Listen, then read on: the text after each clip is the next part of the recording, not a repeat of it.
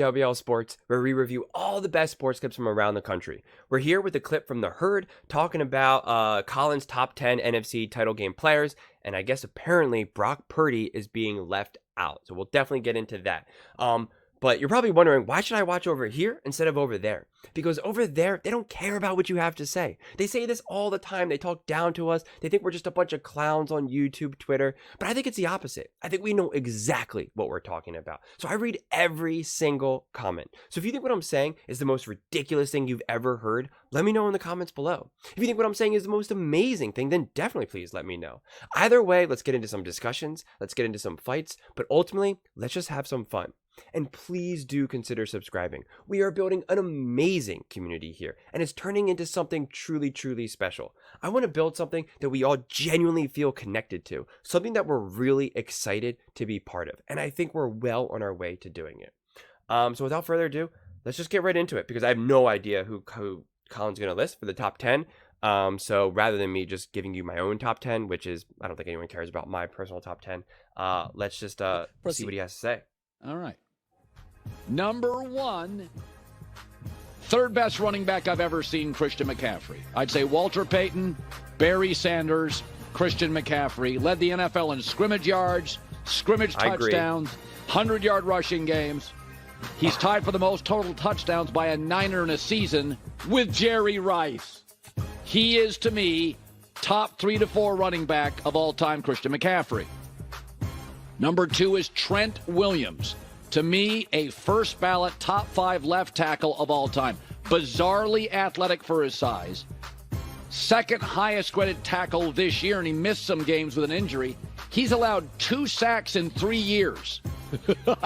And I mean, there's no position in football that's more improved than receiver and edge rusher over the last decade. He is a wall. Number 3, Nick Bosa. Second highest graded edge rusher in the league. Highest graded Niners defender, a complete game wrecker. A lot of big names on that defensive front, many underachieve. He is one of the 4 or 5 defensive edge guys in the league that is virtually unblockable. I don't think he has body fat. He is just one of those guys that is a nightmare to face. Number 4, Penei Sewell.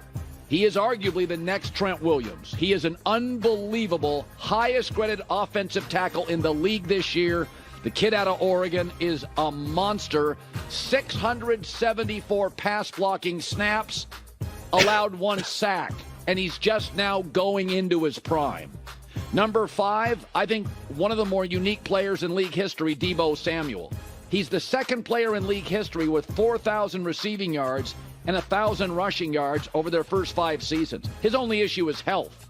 I think he is, if you look at the data and the offensive production, there is an argument to be made. He is worth 3 points a game. That is unheard of for a non-quarterback. Number 6, Aiden Hutchinson. 1+ sack in 4 straight games. Led the NFL with 62 pressures this year.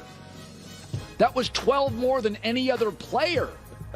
Okay, highest graded Lions defender. Now, they don't got a lot of great players on that side, but he's the one, number 6. Number 7, the best center in football, Frank Ragnow. He's the best center. He's great. There's a reason they dominate the run game. Number 2 offensive line, according to PFF. He's the highest graded center, the rush offense. I've always thought this is a wildly underrated position. You got to have a high IQ to call all the audibles. Ragnow's a beast. He's another Hall of Famer. Number 8, George Kittle, 81 receiving yards and 32 receiving yard touchdown, divisional win over the Packers. Highest graded, not Travis Kelce, highest graded tight end this year in the league. He had a bad drop last week, but I will say this, and tight ends not historically that valuable. But there's a couple of guys, Kittle is one of them, Gronk's another, Travis Kelce's another. They should be paid like wide receivers. They're that good. Number 9, and I feel I'm embarrassed to say that he's this low, is Jared Goff. Let me read you a stat on Jared Goff. Over the last 2 seasons, who leads the NFL in passing yards? Mahomes. Who's second? Goff. Led all quarterbacks in completion percentage in the playoffs. 74% in the playoffs. Jared Goff. I apologize to Jared. You should probably be higher, but there's like 9 Hall of Famers in this game. Number 10, Amon-Ra St. Brown. Second highest graded Lions player this year after Penei Sewell, the best tackle in the league. Most receptions in a season, including the playoffs ever, over Calvin Johnson. And I think we'd both admit, maybe the most underrated player in the league. I mean, seriously, maybe because he didn't go in the first round. There you go. So, second highest graded Lions player. There. Okay. So, a lot of people are going to get mad that Brock Purdy's not on there because Brock Purdy is the hottest topic right now. More people are talking about Brock Purdy than really anyone else. It's wild. Honestly, it's wild. I'm all for it too. I think it's great. So the first question that I guess I want to ask all of you guys is where do you think Brock Purdy should be on this list then? Because I think a lot of people are going to say Brock Purdy should be up there.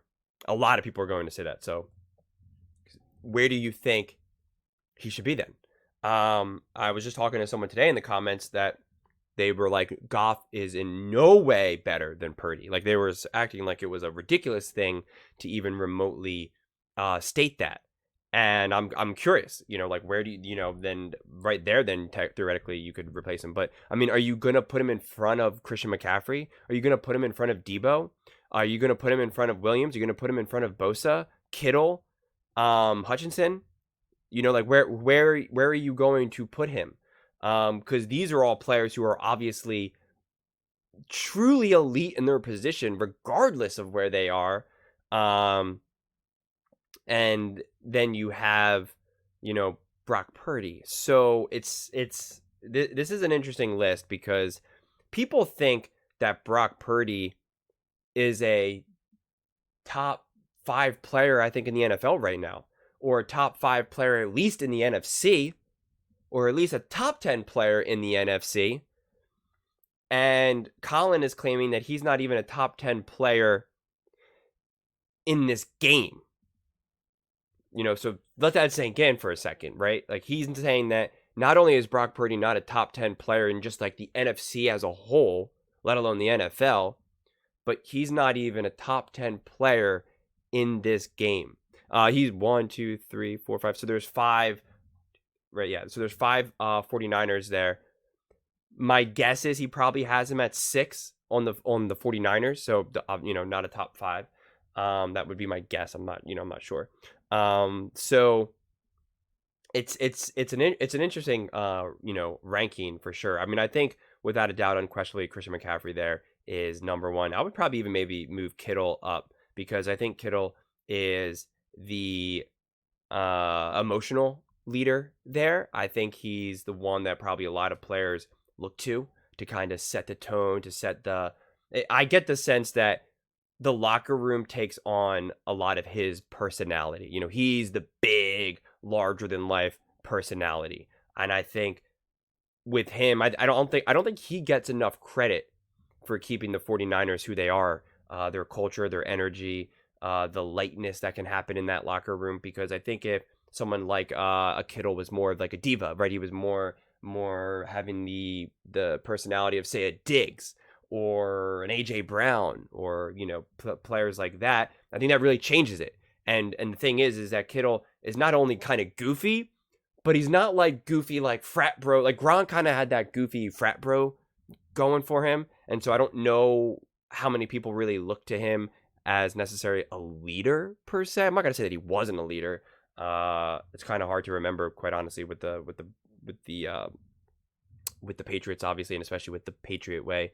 But I would say that Kittle, to me, that's the impression that I get from Kittle. And again, I'm not in the locker room. And anyone who knows that they think they know, because I can see people coming at me now, it's like, okay, well, unless you've actually been in the locker room, you don't know either. But so I think, I'm trying to think if I think Purdy should be on this list or not. And I think this is a decent list. I think maybe the better question right now, at the least, because it's really hard to figure out, where you're going to put 10 players, honestly. I think the better question might be, or maybe the easiest question to boil this all down to is who do you think is a better quarterback? Jared Goff or Brock Purdy? Again, to me, and this is what I said in the comments when I had a discussion with someone about it, is that, at least I think I said this, I'm not sure. I might have thought it and not wrote it out yet, so I apologize. But Goff has succeeded in multiple environments, multiple less than ideal environments, with multiple coaches, multiple players, multiple cities, multiple states, multiple weapons, if I didn't already say that, and it's just so different. And he succeeded, and he succeeded with flying colors. That cannot be understated. It really can't be. It's not as easy as we all make it, seem. And that was the thing too. People saw Goff also, remember, as a failure, right? Even though, because at first he got drafted and his career did not go well at all. And then they got Sean McVay, which then was seen as Sean McVay resurrected Goff. And then it was seen as like, well, McVay made Goff who he is, and he maximized what he can get, but it's not good enough. And we know that because they literally traded him for Stafford, right? A quarterback that's way older, way closer to the end than Goff is. And yet, rather than continue to grow with Goff and make Goff even better, they were like, no, we can't have Goff right now. Let's get rid of him. And, that ended up technically being the right decision for the Rams in that situation. But Goff, under that logic, should have really suffered in Detroit, and he didn't. There were some growing pains, of course. And again, it's not to say that Goff, only has great games and I don't think that Goff is elite. I would never classify Goff as elite. I save the word elite for only like 2 or 3 players currently right now, honestly. And Mahomes and Burrow being the 2 right now. And a couple of the other players showing elite levels, but they haven't been able to do it consistently enough. Or in big enough moments. So, I think Josh Allen is elite. But so I would say that right now, the question is then who would you want as a quarterback? And I think the question is if Purdy was with the 49ers, or if Purdy was with the Lions, would the Lions be in the NFC Championship game right now? I think it's a good question. And if Goff was with the 49ers right now, would he be a limiting factor for the 49ers, or would he be great? I think Goff would absolutely flourish with the 49ers. I think virtually every single quarterback. That is the biggest thing with Brock Purdy. Every single quarterback right now would flourish with the 49ers. And people, if 49ers fans are like insulted by that, and I don't know why, because we're saying that your team is so elite and your coaching and all of that is so good that you could plug and play anyone. Sam Darnold looked good with the 49ers. He did. Even in like desperation mode when he was playing with the Ravens and against the Ravens, he looked good. He looked composed and was making some really amazing throws. He had some great throws and looked really, really good. And that guy's been sitting on the bench getting like no playing time. And he was just like thrown into that game. And he was able to relatively succeed. So again, you put Dak with the 49ers, success. Jalen with the 49ers, success. Josh Allen, success. Patrick Mahomes, success. Joe Burrow, success. Herbert, success. CJ Stroud, success. You put every single one of those quarterbacks on the 49ers and they succeed. The real question is would they do better than Brock Purdy? And I would argue the answer is yes. They would do better for the sole reason of them just having more experience and being more closer. They're either considered veterans or they're closer to veteran status, however we want to define of when that officially kicks in. And so that's just my argument. Again, it's not to say that Brock Purdy is not good. It's not to say that Brock Purdy isn't great. And it's not to say that Brock Purdy one day won't be a top 2, 3, 4, 5 quarterback in the NFL. It's just to say that I don't think he is that right now in this exact moment. And when you look at the list of all these players, and if you just look at the list of the 49ers players, okay, you're not looking at those players and saying, I have a question about those players. Or that I think that, I'm nervous. I don't know. What is Bosa going to do in this game? What is Christian McCaffrey going to do in this game? Is Trent Williams going to get beat off the line? Debo, is he going to be able to get away and get separation? Kittle, I don't know. Is he going to drop the ball? I don't know. You don't have any of those questions. When it comes to Purdy, you have that question. How's he going to throw? What's his accuracy going to look like? Is he going to be able to, is he going to get frazzled by the moment? We know these guys won't get frazzled. We know these guys won't let the moment get to the best of them. We know these guys won't be disrupted by rain, the weather. We can't say that for Purdy. And again, that's okay. He's only played for like 1.5 seasons or whatever, okay? That's okay. It's okay to not have all the answers about Purdy. And we shouldn't feel guilty for not having them or questioning them. But what do you all think? Would love to hear your thoughts on this one. Do you think this is a good top 10 list? Do you think there's any players besides Purdy that are being left out? Or, do you think there's players on this list that shouldn't even be there at all? I feel like a lot of people will take issue with Goff. Please let me know your thoughts below. Would love to hear them. Please don't forget to subscribe. As I said, we are building an amazing community here, and it's turning into something truly, truly special, and I would absolutely love to see you part of it. And please don't forget to give this video a thumbs up, as it really helps with the visibility and the algorithm. Thank you so much, and see you next time.